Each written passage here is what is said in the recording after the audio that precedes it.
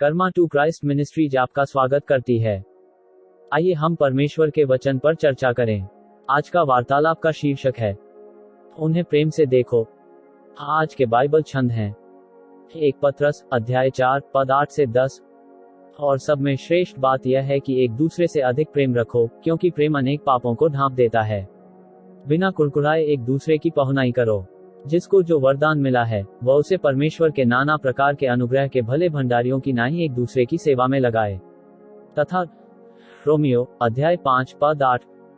परंतु परमेश्वर हम पर अपने प्रेम की भलाई इस रीति से प्रकट करता है कि जब हम पापी ही थे तभी मसीह हमारे लिए मरा। क्या आपने माइकल बोल्टन का गीत when a man loves a woman सुना है? यदि आप कभी भी गहराई से प्रेम में रहे हैं तो आप उस गीत से संबंधित होंगे और समझेंगे कि प्रेम कैसे बहुत सारे पापों को ढंक देता है। गीत के वाक्यांशों में से एक कहता है, अगर वह बुरी है तो वह इसे नहीं देख सकता, वह कुछ भी गलत नहीं कर सकती, अपने सबसे अच्छे दोस्त से मुंह मोड़ लें अगर उसका दोस्त उसे नीचा दिखाता है। क्या हम सभी अपने जीवन में कभी न कभी इस प्रेम मंत्र से मुग्ध नहीं हुए हैं? लेकिन जैसे जैसे समय बीतता है और मोह का आकर्षण फीका पड़ने लगता है, यह भावुक बिना शर्त प्यार भी करता है।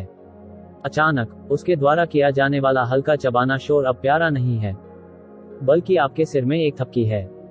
अच्छी तरह से उपयोग करने में असमर्थता, रिमोट कंट्रोल अब समझ में नहीं आता है, लेकिन सीखने के लिए आलस्य मात्र का संकेत है। थोड़ी गुनगुनी परोसी गई चाय अब कोई मासूम गलती नहीं है, बल्कि एक सीधा संकेत है कि उसे आपके लिए चाय बनाना पसंद नहीं है।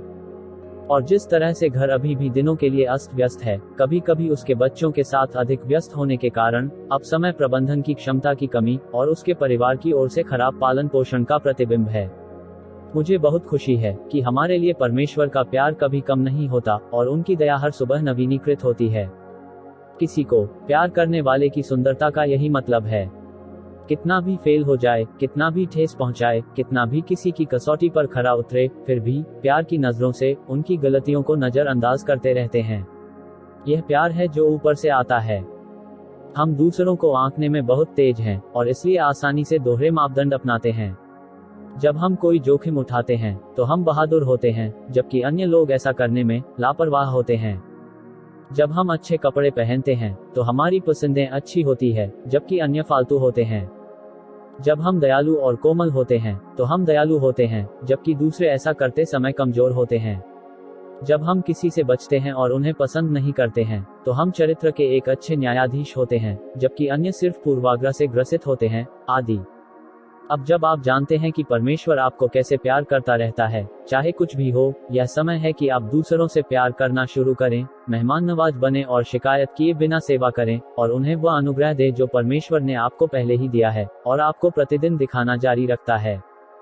याद रखें कि मसीह को आपके लिए क्रूस पर मरने के लिए तब भेजा गया था जब आपने अपने पापी तरीकों से पश्चाताप करने का फैसला नहीं किया था, लेकिन जब आप अभी भी अपने पापों का आनंद ले रहे थे और आपने यह भी सोचा था कि आपको उनका आनंद लेने का अधिकार है। आइए प्रार्थना करते हैं।